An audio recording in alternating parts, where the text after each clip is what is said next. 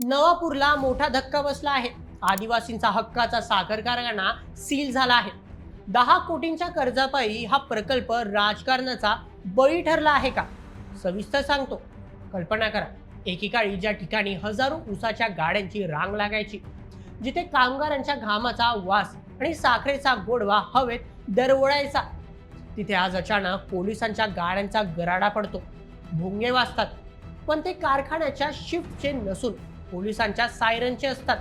नवापूरच्या अर्थकारणाचा कणा असलेला, हजारो आदिवासींच्या आशेचा किरण असलेला तो महाकाय प्रकल्प एका क्षणात लोखंडी साखळ दंडांनी सील केला जातो। होय, हे सत्य आहे। नवापूरच्या डोकले येथील आदिवासी सहकारी साखर कारखान्यावर आज जप्तीची सर्वात मोठी कारवाई झाली आहे।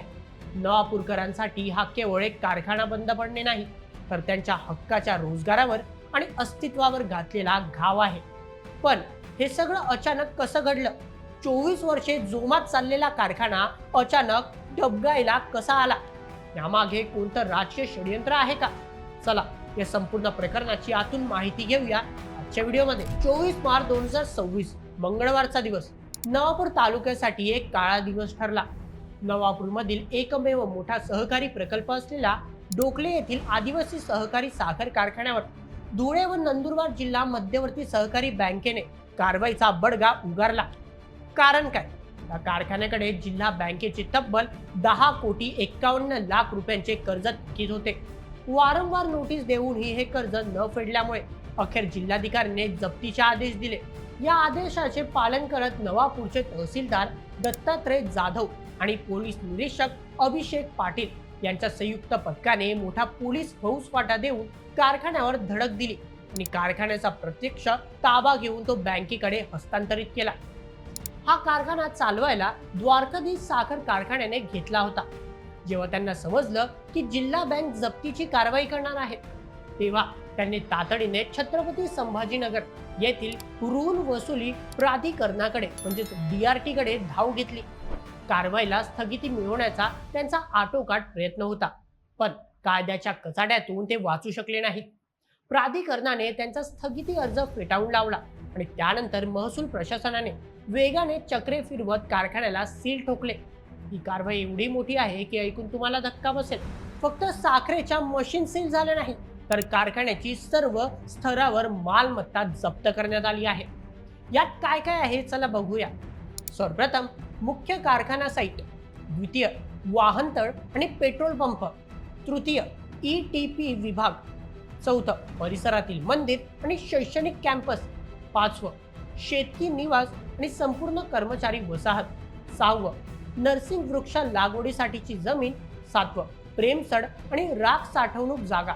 थोडक्यात सांगायचं तर हे एका कारखान्याचं सील नसून एका छोट्या गावालाच कुलूप लागण्यासारखं आहे। आता वळूया या बातमीच्या सर्वात स्पायसी आणि पडद्यामागच्या राजकारणाकडे। हा कारखाना म्हणजे केवळ विटा आणि लोखंडाचा सांगाडा नाही। 26 वर्षांपूर्वी स्वर्गीय माजी मंत्री सुरूप सिंग नाईक आणि माजी केंद्रीय गृहराज्यमंत्री माणिकराव गावित या दिग्गज नेत्यांनी आदिवासींच्या उन्नतीसाठी हे स्वप्न पाहिलं होतं। पण तरी सुद्धा प्रश्न आहे की तो कारखाना सलग 24 वर्षे अतिशय उत्तम चालला, तो अचानक गेल्या 2 वर्षांपासून बंद कसा पडला? सहकारी साखर कारखाने हे नेहमीच राजकारणाचे अड्डे राहिले आहेत। नवापूरमध्ये हे सत्ता संघर्ष आणि व्यवस्थापनातील राजकीय ढवळाढवळ या कारखान्याच्या मुळावर आली का? सविस्तर सांगतो। सर्वप्रथम व्यवस्थापनाचे अपयश की जाणीवपूर्वक दुर्लक्ष। 10 कोटींचे कर्ज एका दिवसात होत नाही। जेव्हा कारखाना डबघाईला येत होता, तेव्हा इथल्या लोकप्रतिनिधींनी आणि संचालकांनी काय केले? द्वितीय द्वारकाधीशची भूमिका।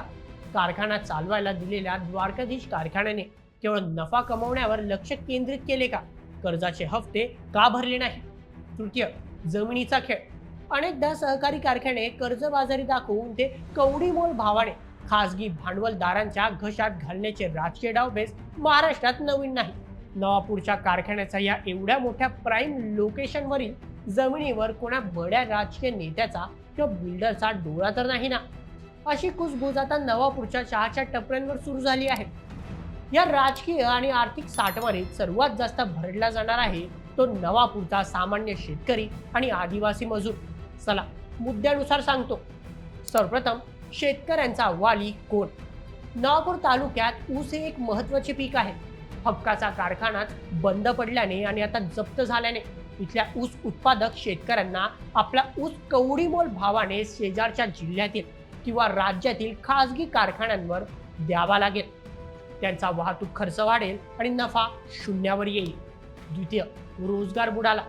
कारखान्यावर थेट अवलंबून असलेले शेकडो कर्मचारी आणि अप्रत्यक्षपणे ऊस तोडणी कामगार, ट्रॅक्टर चालक, वाहतूकदार अवलंबून असलेल्या हजारो कुटुंबांच्या चुलीवर पाणी पडले आहे.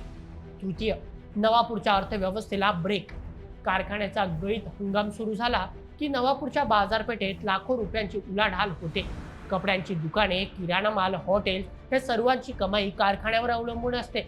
आता हा कारखाना सील झाल्याने नवापूरच्या स्थानिक अर्थव्यवस्थेला मोठा ब्रेक लागणार आहे. सध्या तरी नवापूर साखर कारखान्याचा मुख्य प्रवेशद्वारावर जिल्हा बँकेचा सील आणि पोलिसांचा पहारा आहे. कारवाईच्या वेळी तहसीलदार, पोलीस अधिकारी आणि बँकेचे अधिकारी मनोज चौधरी, हेमंतराव बेडसे इत्यादी उपस्थित होते. त्यांनी आपली ड्युटी केली, पण नवापूरच्या जनतेच्या मनात संतापाची आणि चिंतेची लाट आहे. स्वर्गीय नेत्यांनी आदिवासींच्या घामातून उभा केलेला हा कल्पवृक्ष असाच वाळून जाणार की कोणी तारणहार येऊन हा कारखाना पुन्हा सुरू करणार? येणाऱ्या निवडणुकांमध्ये हा जप्त झालेला कारखाना सर्वात मोठा राजकीय मुद्दा ठरणार हे नक्की. जनतेला आता नुसती आश्वासने नको, तर त्यांच्या हक्काच्या कारखान्याचा धुराड्यातून पुन्हा धूर निघताना पाहायला आहे.